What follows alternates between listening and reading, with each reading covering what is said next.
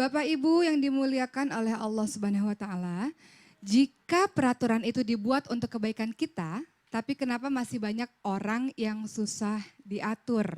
Apa penyebabnya? Ketika kita mengaku kita adalah hambanya Allah, beragama Islam, kita akan mengenal yang namanya syariat Islam. Ketika mendengar syariat Islam, kira-kira di pikiran kita apa, Bu? Apa, Bu? Syariat Islam? Hah? Aturan. Syariat Islam berisi tentang hukum-hukum Allah Subhanahu wa taala untuk di kehidupan kita sebagai hamba-hambanya. Supaya apa? Apakah syariat Islam ini fungsinya untuk membatasi atau seperti apa? Atau bentuk dari kasih sayang Allah? Syariat Islam atau hukum-hukum Islam yang sejatinya kita patuhi harusnya untuk kebaikan kita adalah bentuk kasih sayang Allah. Coba Ibu bayangkan kalau misalnya Ibu lagi di jalan raya nggak ada namanya lampu, apa tuh namanya? Rambu-rambu lalu lintas. Nggak ada lampu warna merah, kuning, hijau. Kira-kira terjadi kekacauan nggak, Bu? Terjadi kekacauan. Apa yang terjadi? Tabrakan satu sama lain, betul? Itu analogi yang sederhana sekali. Begitu pula di dalam Islam sendiri. Allah Subhanahu wa taala sudah membuat peraturan-peraturan di dalam kehidupan kita ini untuk kita patuhi. Kalau tidak akan terjadi kekacauan. Tapi kok kenapa ya masih ada orang-orang yang tidak mau memenuhi aturan-aturan tersebut. Kita lihat Bu, ketika membicarakan tentang hukum-hukum Allah syariat Islam ada yang namanya ilmu tauhid. Keyakinan kita terhadap Allah, keyakinan kita terhadap malaikat, kitabnya Allah, Rasulullah, qada dan qadar, hari akhir, tauhid. Ada ilmu akhlak. Bagaimana Islam mengajarkan agama itu adalah akhlak. Jadi kalau sholatnya baik, pasti akhlaknya baik. Kok ada ya orang sholatnya baik tapi akhlaknya nggak baik, berarti belum memaknai betul setiap bacaan di dalam sholatnya, tidak khusyuk dalam sholatnya sehingga akhlaknya menjadi buruk. Nasihat untuk saya pribadi juga. Kemudian ada yang ketiga, ada ilmu fikih. Di dalam Islam itu kalau berhubungan dengan Allah tentang ibadah dengan sesama manusia, muamalah itu diatur oleh Allah. Dan Islam adalah agama yang komprehensif, mulai dari urusan kenegaraan, urusan rumah tangga, sampai urusan buang hajat saja dalam Islam itu ada aturannya. Masya Allah kan Bu, tapi kenapa kok ada orang-orang yang gak mau mengikuti peraturan? Karena mungkin belum tahu akibatnya apa. Biasa orang gak ada kapoknya, kecuali kalau udah dapat musibah baru, oh iya ya benar ya kalau aku ngikutin kata Allah, oh iya ya benar ya kalau aku ngikutin kata orang tua pasti gak akan begini. Kalau udah kejadian baru deh, biasa gitu ya Bu.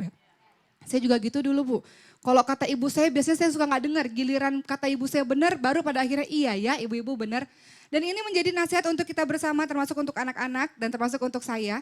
Kenapa sih harus patuh terhadap peraturan-peraturan selain dari Allah tentu saja peraturan dari orang tua. Karena orang tua lebih banyak asam garamnya. Terkadang anak muda suka ngerasa lebih pintar daripada ibu bapaknya. Ada Bu punya anak begitu Bu?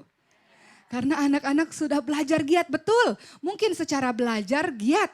Tapi secara pengalaman tetap orang tua lebih banyak asam garamnya. Contoh yang paling sering terjadi, aku mau nikahnya sama si ini mah gitu. Kata mama sama papanya tidak, jangan gitu ya.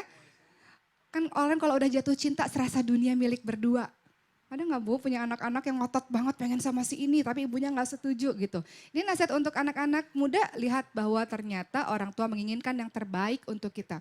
Tapi hati-hati Bu, ketika kita membuat peraturan, terkadang kita merasa paling benar sendiri. Padahal Allah sudah mengingatkan dalam surah An-Nisa 59, kalau terjadi perbedaan kembalikan lagi kepada Al-Quran dan hadis.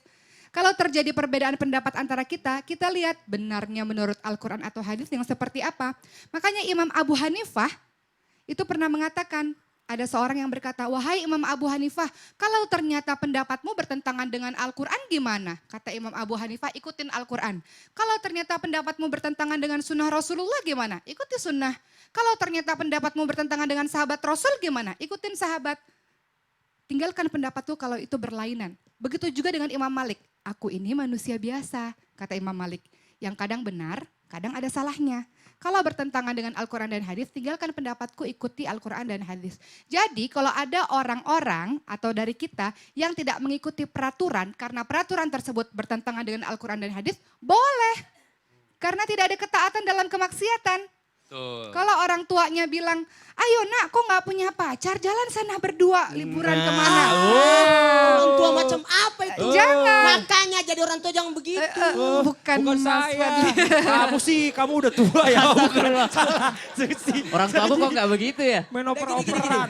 Aturan dalam kehidupan itu ada 3. Wih, Apa tuh asik. Ustaz? Aturan syariat Betul. yang diatur Ya. oleh agama. Iya. Betul. Kemudian aturan hukum yang Hukum. diatur oleh Negara. negara. Kemudian ada aturan adat Adat. istiadat. Iya. Disesuaikan dengan lingkungan setempat. Betul. Jadi kadangkala orang berkata ini tidak sesuai dengan aturan hukum. Betul. Tapi disyariatkan kan. Betul. Tapi kayaknya enggak cocok di adat ini seperti ini. Nah, makanya Nanti saya setuju kesinggung tadi tuh orang. dengan apa yang dikatakan oleh Ustaz Ustaz Zoki Zoki. tentang Imam Malik tadi. Imam Iya. Malik itu hanya manusia biasa.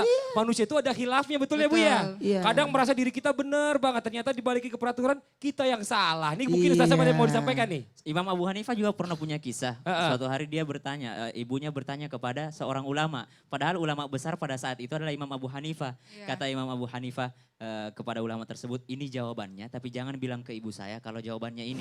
Karena ibu saya tidak akan pernah mendengar jawaban dari anaknya. Nah kadang-kadang orang tua begitu Bu. Bukan Oh. anaknya aja yang sok tahu tapi orang tua kadang karena merasa dia orang tua maka anak selalu salah. Ini curahan hati anak muda. Orang nih. anak. Tapi gini, tapi kalau tadi saya Berarti ngeliat kenyataan yang perlu beda. diterima dong.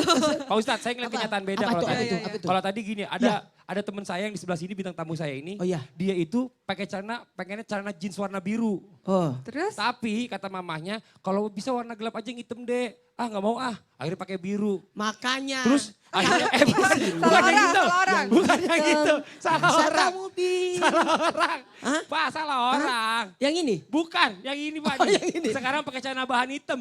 Tuh, kenapa sih susah banget Kenapa? diatur jadi anak, heran. Enggak, bukannya susah. Tadi kan, Hah? tadi mikirnya kan biar santai gitu. Emang tadi mama juga udah bilang pas sebelum kesini supaya langsung pakai celana bahan supaya nggak ribet gitu kan lebih gampang. Untung Nggak. ikutin kata mama. Kalau nggak ngikutin kata mama saltum, salah kostum. Dia udah Tadi ngikutin. salah Oh salah kostum tadi. Salah kostum tadi. Dia udah nggak Makanya tadi ngikutin. kita nungguin lagi dia. Tapi gini, tapi itu kan contoh kecil, Iya. itu baru celana. Mungkin yang lain-lain tanpa sadar juga seperti itu, bener nggak? Iya, Coba, ntar kita tanya mamanya loh, awas kalau nggak ngaku. Nah, Fahri, ayo jangan begitu Ri, orang tua itu kasih peraturan pasti yang jelas buat kebaikan anaknya. Demi kebaikan. Betul. Orang tua maksain anaknya minum obat. Ah. Bukan untuk kesembuhan mamanya. Betul. Tapi kesembuhan anaknya lagi sakit. Nah, betul. Masa kamu yang sakit mama yang minum obat? Nah loh, siapa yang sembuh, siapa yang sakit. Nah coba kita tanya nih teman saya dong nih, nurut dia sama orang tuanya. iya, nurut. Ya, walaupun dia tapi hebat banget loh, maksudnya dia itu mandiri. Dia kan di luar negeri kan tinggal sendirian. Maaf ya orang Bugis begitu. Oh gitu ya. Maaf, Tapi saya kan nanya Bapak. rata-rata gini loh Mas Fadli, Ustadz. Iya. Kalau misalnya patuh sama orang tuanya, nanti kalau nikah patuh sama suaminya. Wih amin, Rata-rata bagus, Tangan dulu. luar biasa. Coba Kim tuh walaupun maksudnya gini, kadang pasti namanya anak sama orang tua itu ada perbedaan. Tapi paling enggak ini Kim ini kalau saya ngeliat tuh lebih banyak mengutamakan pendapat mamahnya. Kenapa sih bisa gitu Kim? Luar biasa banget sih. Karena yang menurut aku kalau mama itu yang lebih tahu mungkin ya. Heeh. Dan biasanya sih emang mama yang benar. Oh biasanya ya. Biasanya. Betul. Udah pengalaman dia udah keseringan banget. Ada nggak kejadian si Kim yang Kim gak mau dengerin kata mama, tapi ternyata oh iya benar kata mama gitu, kejadian gitu. Mungkin dulunya pernah ada Oh. kali ya. Mungkin ada kali ya. Iya tapi kan Tapi oke let's say kayak aku, mama tuh pengen banget aku sekolah lanjut gitu loh. Heeh.